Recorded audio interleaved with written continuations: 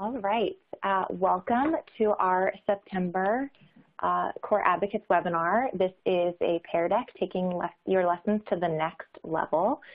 We are excited for this mini webinar tonight, so we will be together for the next 30 minutes. We're going to jump right in. If you have been on one of our Core Advocate webinars in the past, you may have noticed that we're utilizing a different platform this time around, and we're excited to try things out with you tonight.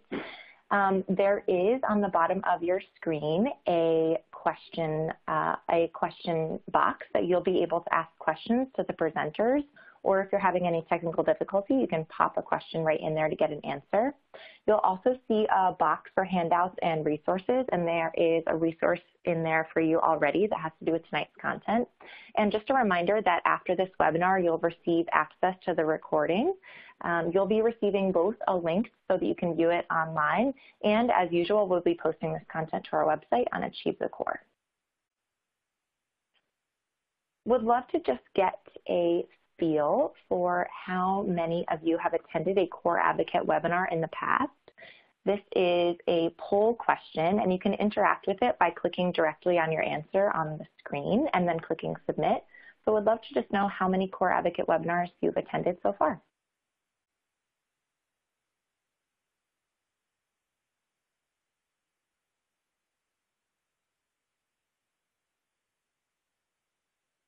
We'll give you just a few more seconds to get your answer in.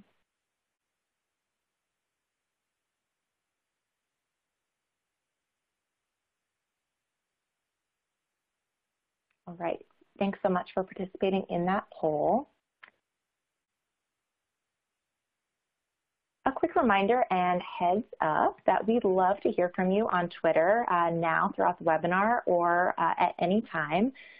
Feel free to tweet using the hashtag Core Advocates, and you can also find us on Twitter at Achieve the Core, and there are Jeff, one of our presenters, his Twitter handle is on the screen, as well as Pear Deck, which you're all here to learn about tonight. Here's our poll results. So it looks like for most of us, this is your first, second, third, fourth, or fifth Core Advocates webinar. So welcome. We're so happy that you're joining us tonight.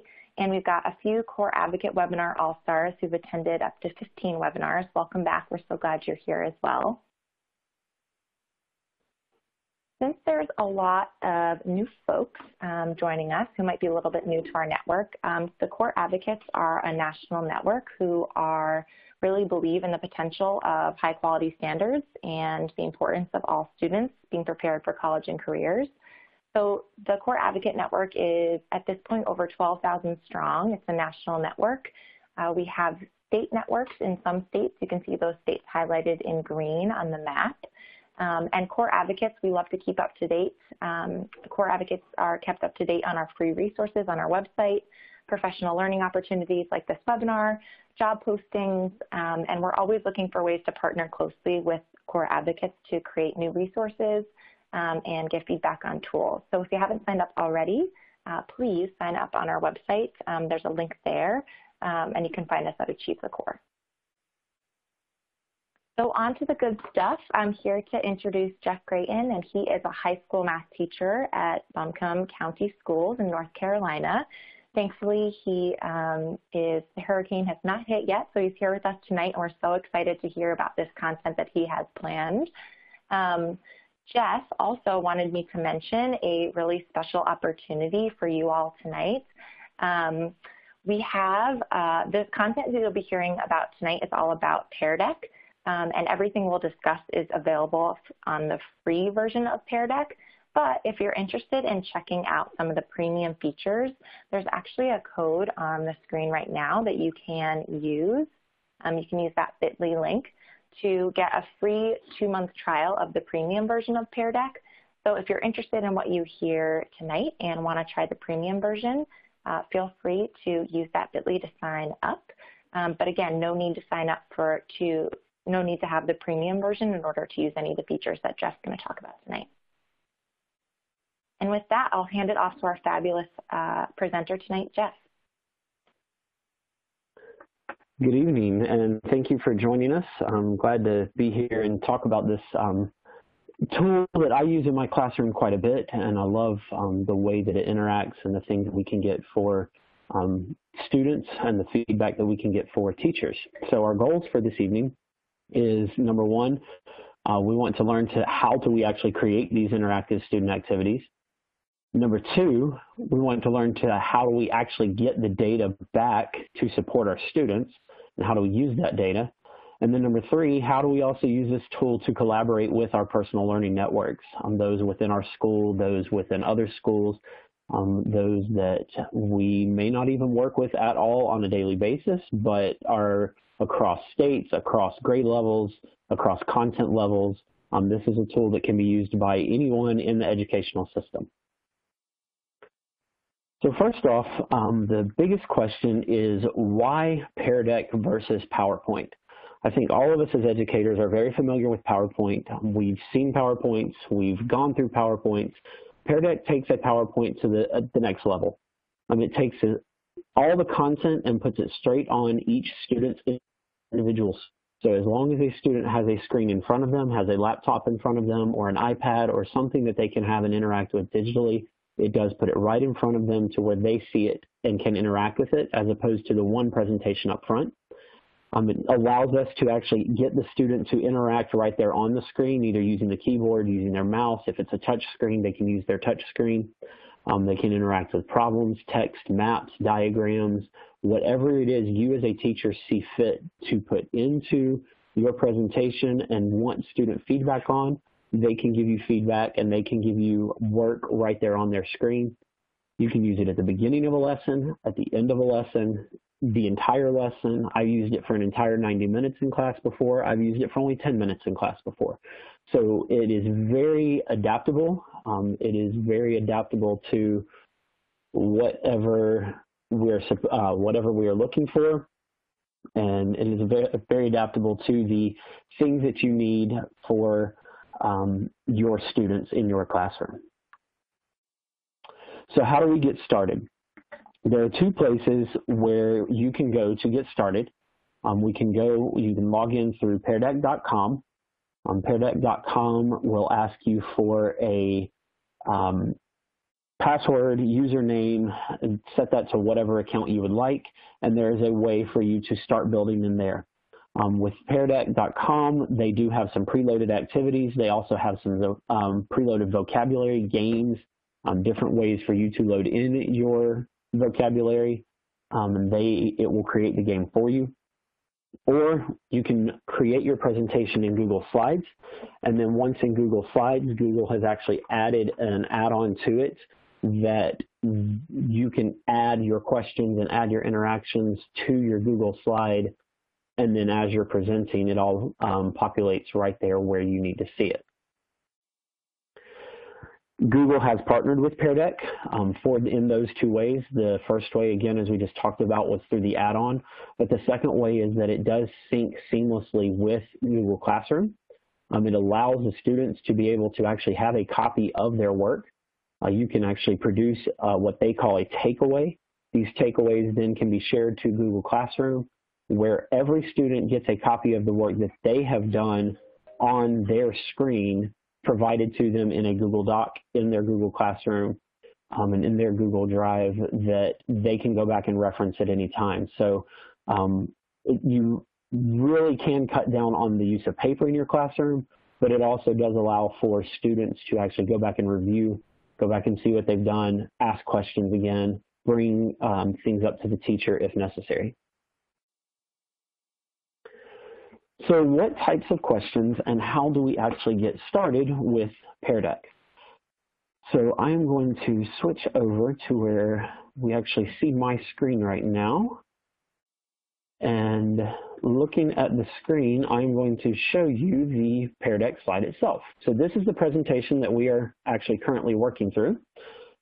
And in this presentation, if you want to go and actually make it a Google slide with Pear Deck, we would go right here to add-ons, where all of your other add-ons are located. When you click add-ons, you will see that Pear Deck pops up. And right as Pear Deck pops up, you can go to open Pear Deck add-on, and it will bring up a panel over here on the side that looks exactly like the picture that I put in the slide. These different options give you the types of questions that Pear Deck thinks would work great at the beginning of a lesson, during the lesson, or the end of a lesson. They are pre-populated. They are not the only things you can use. If you look down at the bottom, you can put in any kind of question that you would like, from a text to a multiple choice, where students have to enter a number answer. There's an interactive website answer.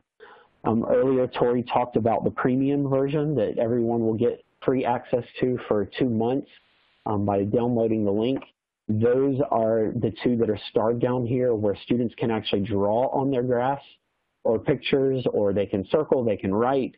Draggable creates a dot or a shape. I've used a dog, a flag, a star, multiple different shapes that they can drag around to show you what they're thinking or to locate something on the screen. So if we look up at the top, we have beginning of lesson. And when you click on it, it gives you some text slides and some different ideas that Pear Deck has already come up with, and that Pear Deck has said, we've found that these work and feel free to use them. So what do you want to know about today's topic? Or possibly giving 2 different ideas. This is one of the drag and drops where, are you ready to move on or are you not? So getting students to do work in some self-assessment already. During the lesson, here's some ideas as well from some text slides, some multiple choice. Look at a couple of these more in detail and more in depth on some actual Pear Decks that have been presented live with students, so we can see some student feedback and see what it looked like for the presentation and for the teacher to see as it was coming in as well. So you can see graphing, science, history, ELA, Spanish, music, any subject, any grade level can use Pear Deck while they're teaching their lesson. There's even reflections at the end of a lesson. Write the most important thing. Pretend your friend was absent. I know one of the things that we're working on in my class in my school is writing and getting kids to write more in the classroom. So these are great prompts to get them to start writing at the end of class. I personally like using the bottom one of how are you feeling about this lesson? What do you feel like you gained out of it? It really tells me a lot when we're closing up a lesson and getting ready to move on. And then Pear Deck recently has released some critical thinking ideas, so some critical thinking concept maps. These are fairly new. I have not personally had the chance to actually use them in class yet, but I have looked through them, and I love the way that they would get students to start thinking between 2 different concepts. You've got my point of view versus another's, different pyramids. What did you notice? What did you wonder? There's different ways, again, that Pear Deck has thought of how they could use it in the classroom or how a teacher might use it in the classroom. But then you have these options down at the bottom where you do have the text choice and so on, as we talked about before. Once you've put those into your presentation, you simply hit Present with Pear Deck. It will package it all up into a nice little presentation with Google. It will tell the students here's where to go, the website and the code. Once it gives them the website and the code, they can then move on from there and start working through Pear Deck. Pear Deck does have 2 different options to it when you're working through a Pear Deck with students. You can control the student pace, so you know what screen they are on when, or you can open it up as student paced and they control it and work through it on their own, depending on what you as a teacher want them to do and want them to see. So let's get into some examples and see what are some ways that people have used this in the classroom. I've got some from some colleagues, some I found online, and then one that I've even used in my class with some student feedback on it, so we can see exactly what I see once a student is working. So the first one here is from a geometry lesson on parallel lines and transversals. And you can see that the teacher went in and used one of the Pear Deck slides. This is where students can go on and can actually write right on the screen. So this would show up on their screen. It would look exactly like this with the man sitting with his backpack on the tree stump. They would then fill in the answer, what is the definition of a supplementary angle and a complementary angle? The teacher would then see that live feedback of all students in their classroom on the teacher's screen. So the teacher can then know very quickly what are my misconceptions, what do I still need to cover, what is correct, can we move on. Gets them to take it a step further to draw one. There's even circle a pair where students can continue to draw on these slides. Identifying different vertical angles. So this is a drag and drop slide. When the students would see it live, there would be a dot on the screen, and that dot they would then drag to the location that answers this question properly. So that, again, gives the teacher a great idea of if everyone is dragging it to the same location and it's right, great, we understand the definition, we can move on. However, if we're dragging it to 2 or 3 different locations, or if we're dragging it to all the same location but it's wrong, we know that there are some misconceptions that we need to clear up. And the last one is, again, a writing slide. So had the premium version, they used the drag and the writing a lot. It was one that they used in their math class to then get students working through these definitions. The second example is from a biology teacher and a science teacher at our school. She sent me this one as one that she uses in her class to discuss the environmental issues here in North Carolina. So again, our county was very gracious to us and purchased Pear Deck for every teacher in our county, so we have premium access to be able to do these slides. The reason that this particular screen looks different is this is what you see from the peardeck.com aspect versus the Google Slide aspect. So you can build them in either location.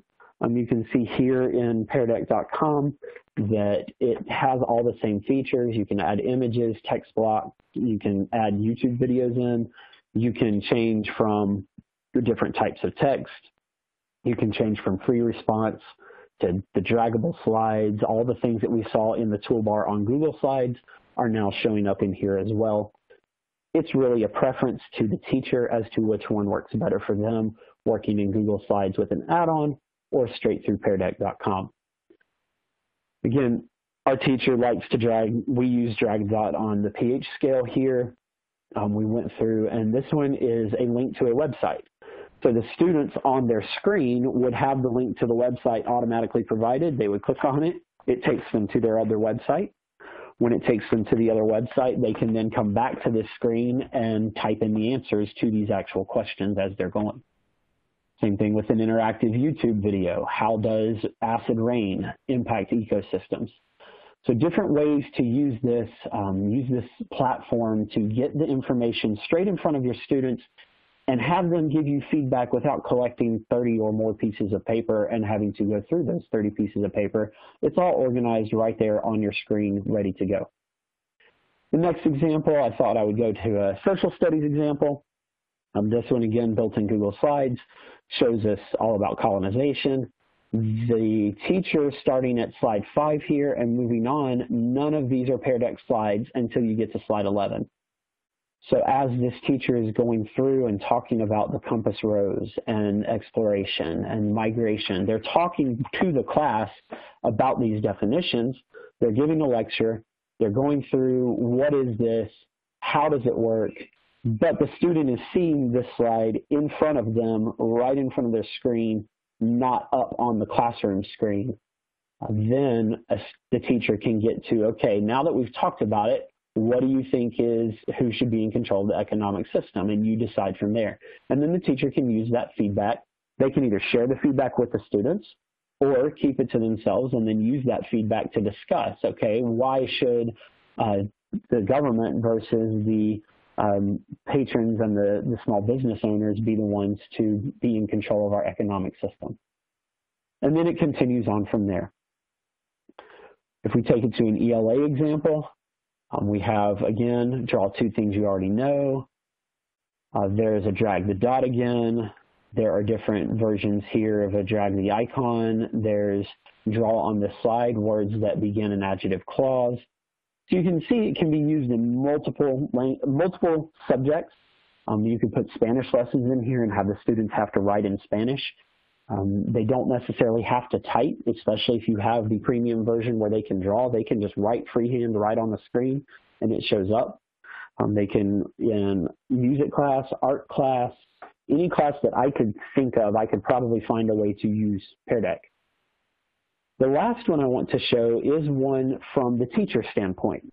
So we've looked at 4 examples of different subjects and what the students might see. This is what the teacher sees when they are actually going through and getting feedback. So this is my class from this past spring. We were working on distance and midpoint. So the question was presented, here's a map of a mall, find the midpoint between these 2 stores. They saw that question on their screen, and each student wrote on their screen individually to draw where that was. I could see all responses at one time. I can go through and change it to each individual response so that we see only one response at a time. And I can look a little more in depth to see if there are any misconceptions or if they got it right. Students love to then turn around and decorate their screens as well. You can then take the time to show the students this screen. So a lot of times I will actually show, okay, all of us said this answer except for this person, or here's a good misconception. What can we look at about this misconception?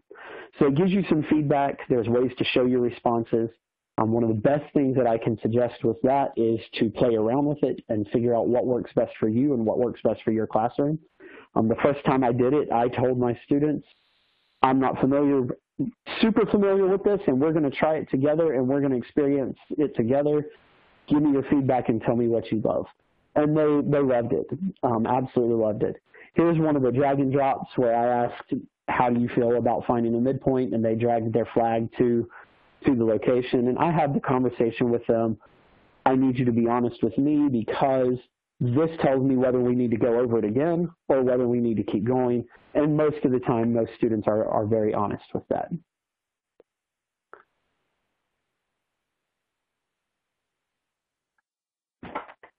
Let me get back to where we were. Okay, so we've talked about how to get in and how to make the slides. We've talked about what some of the examples look like. The third thing was how to actually collaborate with people. So our collaboration comes from Pear Deck being so integrated with Google. So when we're with Google, everything that you do is created as a Google Doc and a Google Slides, and it's automatically uploaded into your Google account as long as you're logged in under Google account. It's then stored in your Google Drive. You then, as a teacher, can share it with anybody that you would like. When they get their copy, it actually opens a copy of theirs, so they're editing their own version, not your version. So it does allow you to share as many things as you possibly can, as much as you possibly can, and allows for teachers to then collaborate and work together. I've worked together in the same PLC in my own school, working on the same topics, the same ideas here of sharing this. We then collaborate together, we work together, we make it the best that we can, and then share it out for our individual students. So that's Pear Deck in a quick, fast 20-minute presentation in a nutshell. My suggestion to you, the biggest suggestion to you would be log in and play with it. Play with it, pretend you're a student, log in from the student side, pretend that you are have other colleagues, pretend that they're in your class, make up a class.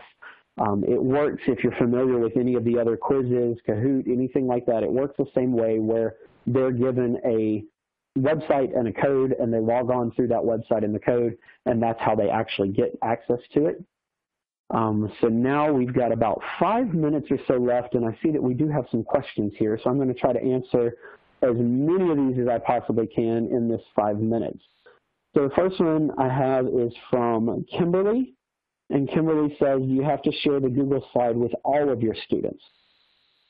So the way that I would envision that is you could do this with just a few students, giving them their own code, but once the class has a code for Pear Deck, the entire class is going to get those slides.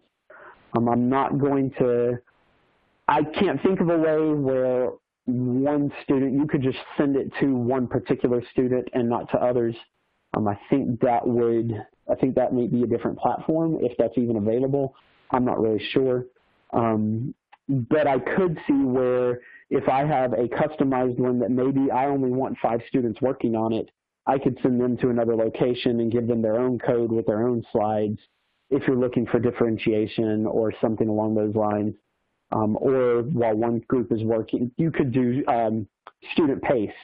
Student paced would be another way that answer would work well, is that they're working on their own pace and you walk over to a student and tell them, I need you on slide 10 while everybody else is still on slide 5. The next question I have comes from Christina.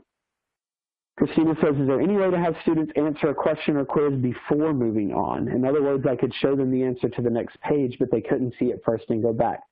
So students cannot move on their own unless you have unlocked the student paced feature.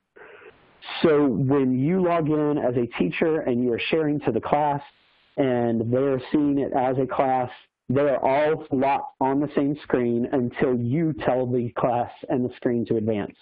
Once you then advance it, that is when the students will then all move on to the same one.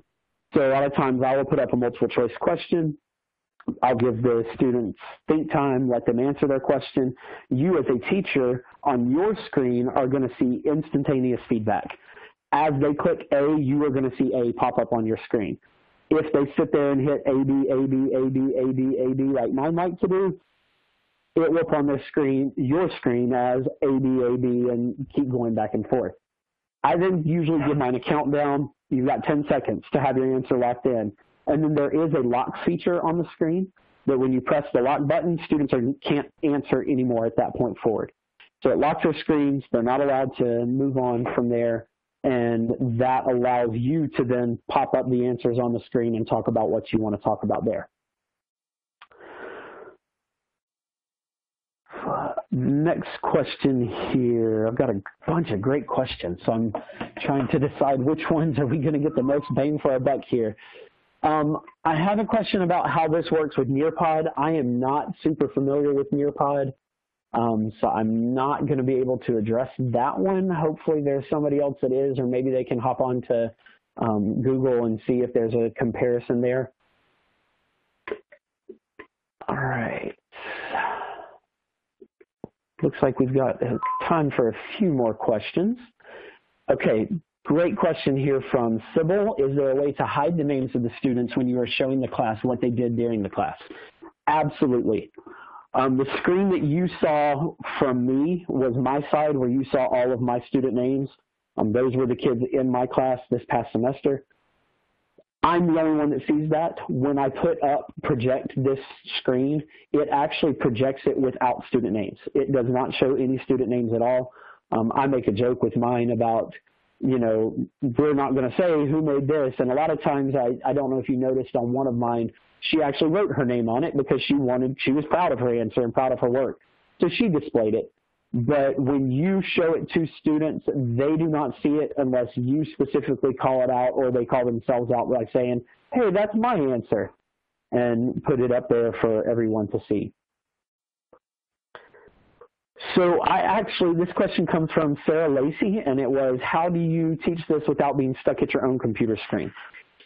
A lot of it is I post the question and then leave it up there, and while students work, I'm walking around, I'm moving. I may even stand by my screen, and if they ask a question, I'm actually watching them work right in front of me. So I can answer their questions from my screen. I don't have to answer questions one-on-one. If I see that a kid is really stuck, they really are not going to be able to move on, then I'll walk over there and I'll help that one particular kid. But a lot of times I'm in a math class, a lot of times I can say, hey, you know, you look at this particular spot, you forgot a negative. And they can look at it quickly and say, oh, yeah, I got it, and they can move on. It allows me to see 30 people's work for very, very quickly, as opposed to walking around and seeing 30 different pieces of paper on desks that I couldn't get to in 5 minutes. I think that's all the time we have, so I'm going to turn it over to Tori to finish back up and wrap us up so we can close out the night. Great. Jeff, thank you so much. The chat box, the question box has been popping with great questions, and also thanks for this amazing information. Thank you all so much for joining us tonight. Don't forget that if you haven't signed up to be a core advocate, there's a link on the screen. You can also find us on Twitter, Facebook, and Pinterest. And when you sign up for the Core Advocates, you'll be getting a monthly newsletter that can tell you about the next webinar, our October webinar in our monthly webinar series. So we hope to see you there, and thank you so much. Again, thanks so much, Jeff.